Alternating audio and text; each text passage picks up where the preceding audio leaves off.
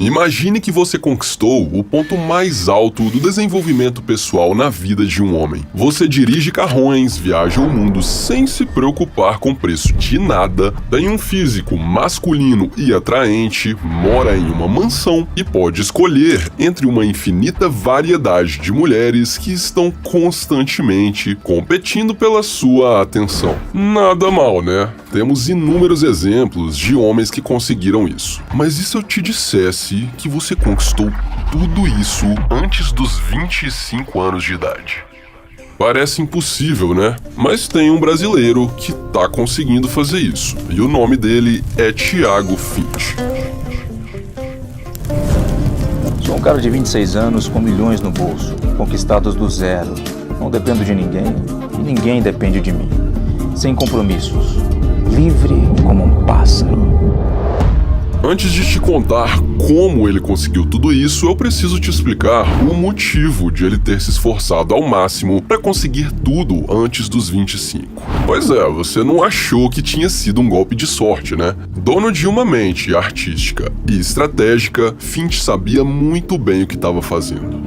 Eu adoro trabalhar em feriado, principalmente quando eu sinto que outras pessoas não estão trabalhando, porque isso me dá um senso de estar criando o meu futuro para poder ter quantos feriados eu quiser depois.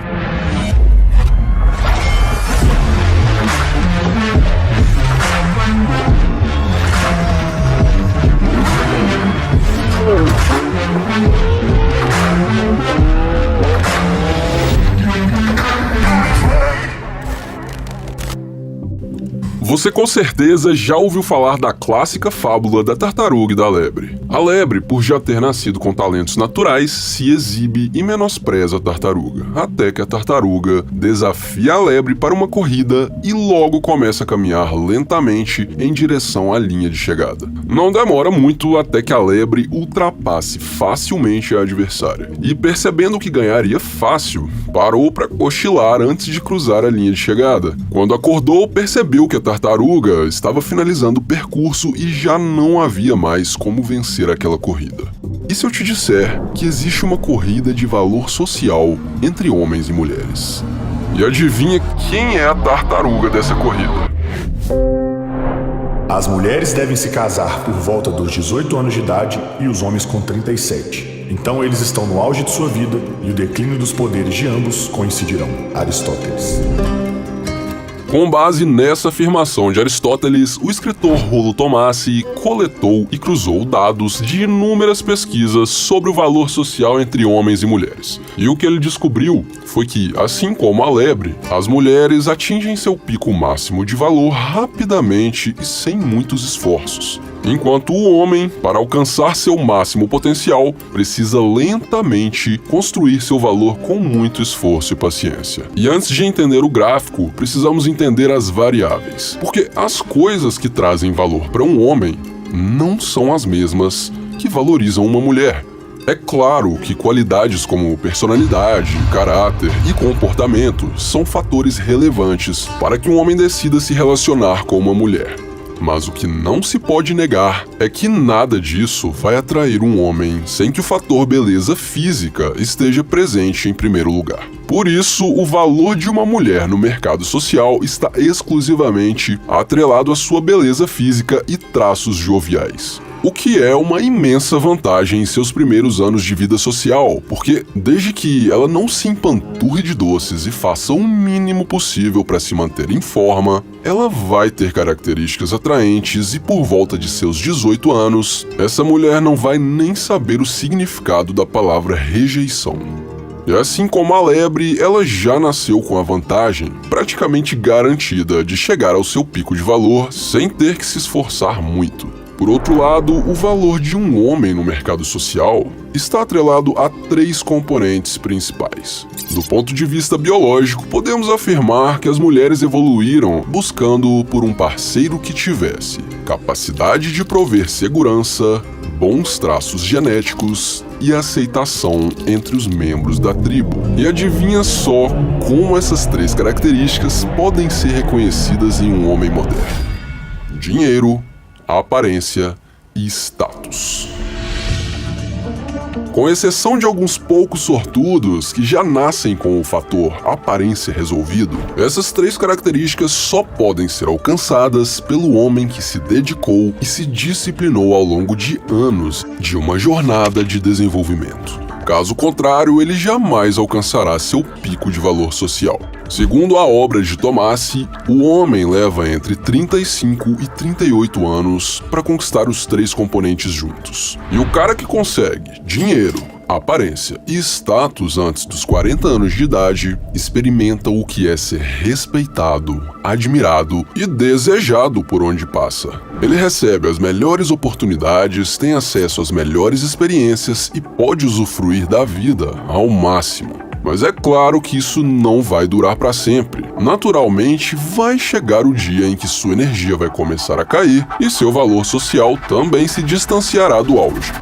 Mas esse cara tá hackeando esse jogo. Finch percebeu muito cedo que o valor de um homem estava atrelado ao seu desenvolvimento e às suas realizações, mas esperar 38 anos para isso era inaceitável. Então o que ele fez foi achatar essa curva atingindo o pico com 10 anos de antecedência. Em outras palavras, ele vai passar os próximos 15 anos de sua vida aproveitando o auge da realização masculina. Ao perceber como esse jogo funcionava, Finch traçou um plano para conquistar o pico de valor o mais cedo possível. E qual foi esse plano? É o que eu te conto a seguir.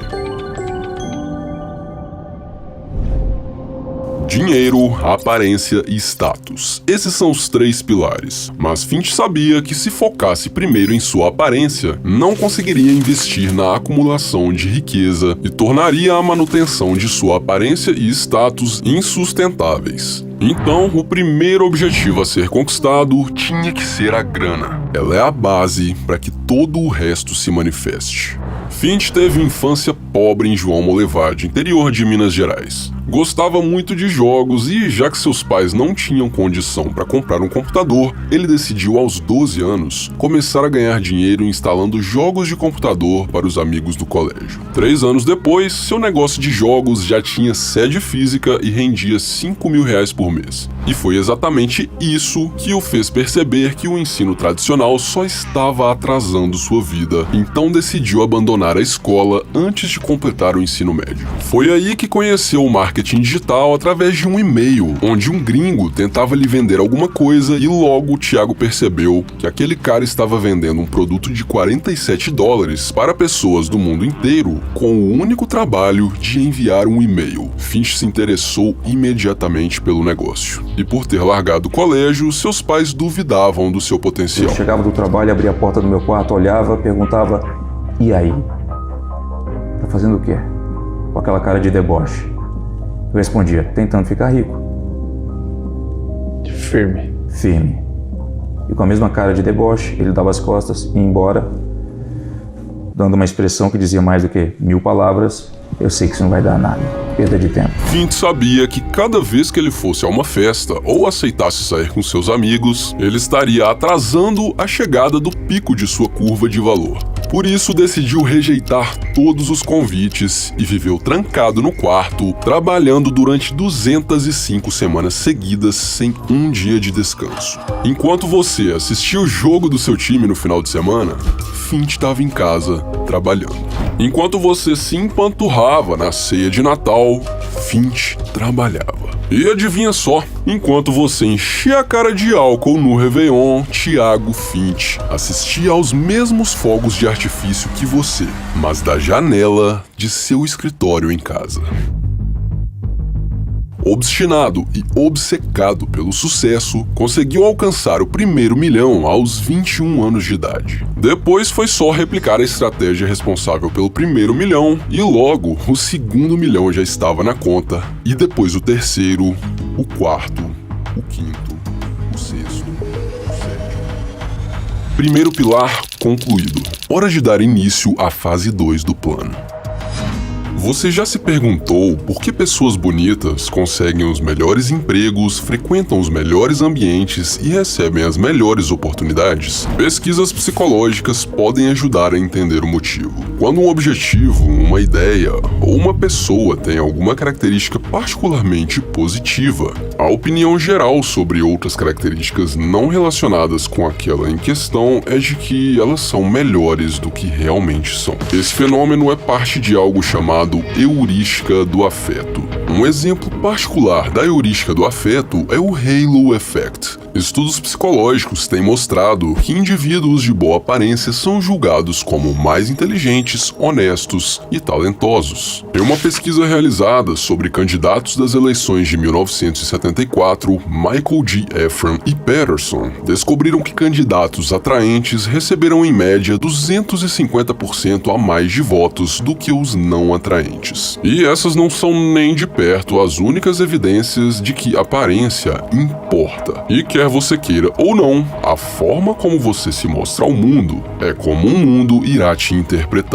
É óbvio que tratamentos estéticos, acompanhamento hormonal, suplementação, roupas bonitas custam muito caro, mas inspirado na famosa frase de Mário Cortella, Fint começou a usar gravata e ajustar suas roupas aos 17 anos de idade. Capricha é você fazer o teu melhor na condição que você tem, enquanto você não tem condições melhores para fazer melhor ainda. Ele sabia que assim que conseguisse dominar e conquistar o pilar do dinheiro, seria fácil levar a sua aparência e suas roupas para outro patamar. Então, em meados de 2020, começou a fazer procedimentos estéticos. E logo em seguida, começou a cuidar de seu físico com direito a personal trainer e acompanhamento hormonal. Mas isso não era suficiente para ele. Ainda faltava um fator dessa equação, e é por isso que, ao mesmo tempo em que Fint transformava sua aparência, ele também trabalhava na realização da última fase do plano: conseguir status. O que é uma marca pessoal? Por um bom tempo, eu acreditei que quanto mais seguidores você tivesse nas redes sociais, significava que melhor era a sua marca pessoal. Ao mesmo tempo, se muita gente sabe quem você é e por isso você consegue chamar a atenção, então você provavelmente tem uma boa marca pessoal, certo? Errado. Uma marca pessoal é simplesmente você. É como as pessoas te enxergam ou como elas lembram de você. Uma marca pessoal é o que as pessoas falam de você quando você não está na sala. Sua marca pessoal existe, quer você queira ou não. Ela é construída na mente de uma pessoa a partir do primeiro segundo de interação que você tem com ela. Assim que você é visto, aquela pessoa está tendo uma experiência interna sobre o que você representa. E você pode construir uma base de seguidores, ser uma pessoa reconhecida e chamar a atenção de muita gente. Mas isso não significa que você tem uma boa marca pessoal. Se você constrói isso com base em polêmicas, promessas inalcançáveis e atitudes questionáveis, certamente terá uma imagem negativa aos olhos de muita gente. E, de algum modo, Fint sabia que se ele começasse a construir sua marca pessoal antes de ter tido muito resultado, poderia ser taxado como apenas mais um guru que enriqueceu, ensinando outras pessoas a enriquecerem. Por isso, de forma estratégica e inteligente, ele deixou essa parte por último. Ao entrar no mercado de marketing digital, eu tinha a tendência, lá dentro na minha cabeça, o sentimento, o desejo de aparecer hora ou outra.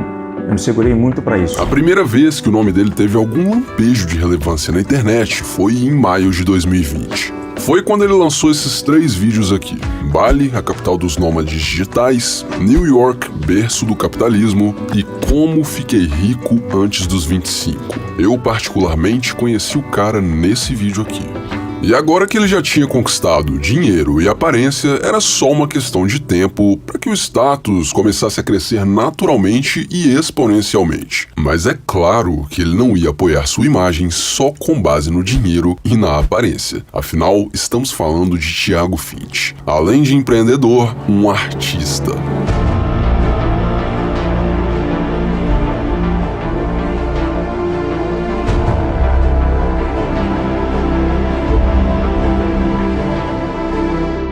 Fint hackeou o sistema, construiu sua imagem transformando sua própria vida em um filme e indiscutivelmente conquistou mulheres, fama e liberdade através do próprio esforço. E agora que você sabe disso, eu te pergunto: e se você tivesse tido esse nível de foco 5 anos atrás? onde você estaria agora?